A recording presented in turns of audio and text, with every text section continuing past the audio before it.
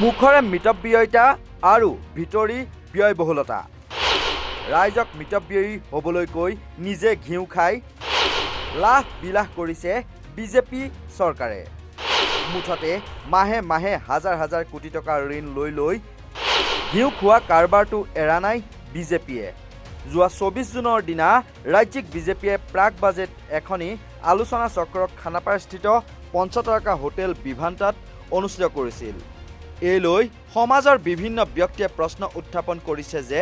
যি সময়ত মুখ্যমন্ত্ৰী হিমন্ত বিশ্ব শৰ্মা দেশৰ প্ৰধানমন্ত্ৰী নৰেন্দ্ৰ মোদীয়ে দেশৰ সাম্প্ৰতিক পৰিস্থিতিৰ প্ৰতি লক্ষ্য ৰাখি চৰকাৰৰ ব্যয় সংকোচন কৰিবলৈ কৈছিল সৰ্বসাধাৰণ ৰাইজক মিতব্যয়িতাৰ কথা কৈছিল সেই সময়ত বিজেপিৰ লাখবিলাসী সভা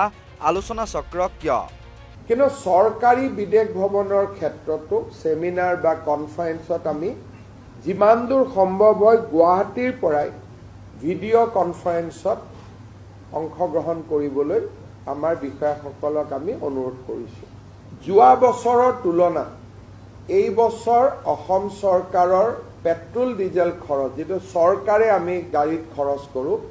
it will be cut by 20% by reducing toll আৰু 2-4খন গাড়ী বেছিকৈ খৰচ নকৰি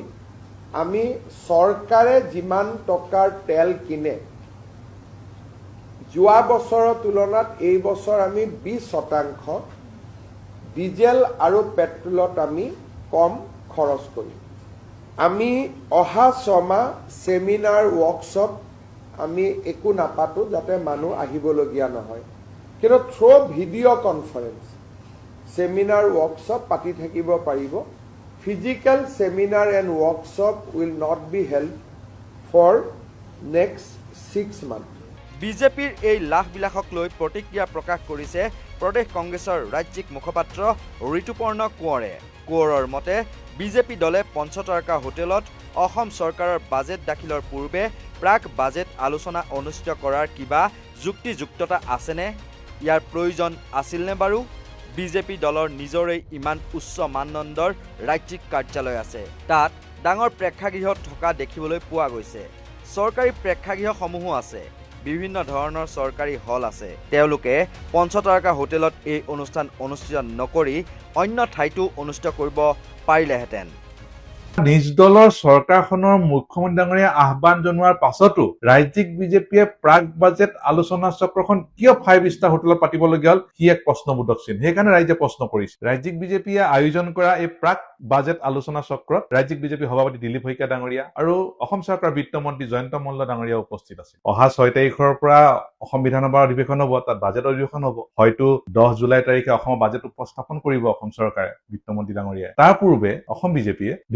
তাজ হোটেলত যিখন 5 ষ্টাৰ হোটেল তাত অসমৰ বিভিন্ন ক্ষেত্ৰৰ ব্যক্তিক মাতি আনি প্ৰাক বাজেট আলোচনা চক্ৰখন অনুষ্ঠিত কৰিছে হয় বাজেটখন দিয়াৰ পূৰ্বে বিভিন্ন ক্ষেত্ৰৰ মানুহৰ লগত বাজেট কেনেকৈ তেওঁলোকে বনাব কি বিষয় উপস্থাপন কৰিব এই বিষয়ে আলোচনা কৰাৰ প্ৰয়োজনীয়তা আছে ইয়াক কোনো আমি উলাই কৰিব নোৱাৰো এটো একদম প্ৰয়োজনীয় কথা কিন্তু যেটো সময় মুখ্যমন্ত্ৰী ডাঙৰীয়া মিতব্যয়িতাৰ কথা কৈছে তেওঁলোকে শাসকীয় বিজেপি দলটোৱে উদাহৰণ দেখাব লাগিছিল তেওঁলোকে 5 ষ্টাৰ ভিভান্তাৰ পৰিৱৰ্তে নিজৰ কাৰ্যালয়তে তেওঁলোকে ইমান বৃহৎ বা চৰকাৰী বহুত প্ৰেক্ষাগৃহ আছে বা হল আছে তেওঁলোকে সেইবিলাকতে লৈ অনুষ্ঠিত কৰিব পাৰিলেহেঁতেন তাত নোৱাৰাটো কোনো প্ৰশ্ন নাই কিন্তু ইয়াৰ বিপৰীতে তেওঁলোকে ইয়াক কি উদাহৰণ দেখুৱালে গতিকে আমি বিজেপি দলক প্ৰশ্ন কৰিব বিচাৰিছো শাসকীয় দল হিচাপে এয়াই আপোনালোকৰ দায়বদ্ধতা নেকি ইয়াৰ উপৰি আন্তঃৰাষ্ট্ৰীয় যোগ দিৱসৰ দিনাখন খুদ বিধানসভা চৌধৰ ভিতৰতে প্ৰেক্ষাগৃহ আছিলে হল আছিলে মুকলি ঠাই আছিলে তাৰ পৰিৱৰ্তে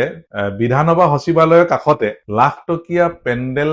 বনাই যোগা কৰা ফটো আমি সকলোৱে দেখিছো ভিডিঅ' দেখিছো যি সময়ত মুখ্যমন্ত্ৰী ডাঙৰীয়া সকলোকে আহ্বান জনাই আছে সেই সময়ত বিধানসভা সচিবালয়টো কেনে ধৰণৰ আদৰ্শ দেখুৱালে কোঁৱৰৰ মতে যি সময়ত মুখ্যমন্ত্ৰী হিমন্ত বিশ্ব শৰ্মাই মিতব্যয়িতাৰ কথা কৈছে তেতিয়া শাসকীয় বিজেপি দলে উদাহৰণ দেখুৱাব লাগিছিল শাসকীয় দল হিচাপে এয়াই নেকি বিজেপিৰ দায়বদ্ধতা ইপিনে হিমন্ত বিশ্ব নেতৃত্বাধীন ৰাজ্য চৰকাৰৰ বৰ্তমান ঋণ 2 লাখ কোটিতকৈ অধিক হোৱা প্ৰসংগটো সোঁৱৰাই দি 2 মাহ নহওঁতেই এইখন চৰকাৰৰ ঋণৰ পৰিমাণ 2850 কোটি টকা হ'ল বুলি সদৰি কৰে ঋতুপৰ্ণ কোঁৱৰে ৰাজ্যখনৰ এনে আৰ্থিক দুৰৱস্থাৰ মাজত বিলাসী হোটেলত গৈ প্ৰাক বাজেট আলোচনা অনুষ্ঠিত কৰে ই ৰাইজৰ মাজলৈ কেনে ধৰণৰ বাৰ্তা এটা লৈ যাব এই বুলিও প্ৰশ্ন কৰে ঋতুপৰ্ণ কোঁৱৰে চৰকাৰখনলৈ হওক বা শাসকীয় বিজেপি পক্ষলৈকে হওক, যিখন ৰাজ্য চৰকাৰ বৰ্তমান প্ৰায় 2 লাখ কোটিতকৈ অধিক টকাৰ ধাৰৰ বোজা লৈ চলাবলগীয়া হৈছে, যি সময়ত প্ৰতিজন অসমবাসীৰ জনমূৰি ঋণৰ পৰিমাণ হ'ল প্ৰায় 50,000 টকা ওচৰৰ, যিখন বিজেপি চৰকাৰে 2 মাহ সম্পূৰ্ণ হ'ব দিয়া তেওঁলোকৰ দায়িত্ব লোৱা, 2 মাহ নহওঁতে এইখন চৰকাৰৰ ঋণৰ পৰিমাণ হ'ল 2,750 কোটি টকা। গতিকে সেইখন চৰকাৰৰ যিটো দলৰ চৰকাৰ, সেই যদি শাসকীয় দলটোৱে এনে অৱস্থা চৰকাৰখনৰ বা ৰাজ্যখনৰ আৰ্থিক এনেকুৱা দুৰৱস্থাৰ মাজত বিলাসী হোটেলত গৈ প্ৰাক বাজেট আলোচনা